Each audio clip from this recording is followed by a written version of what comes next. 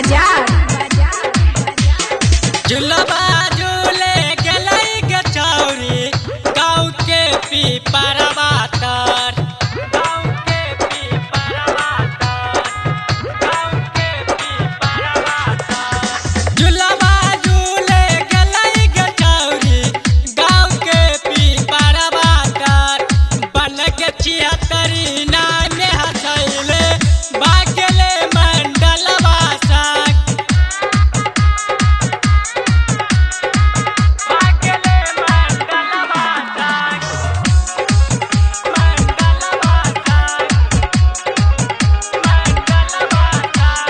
Umesh Music।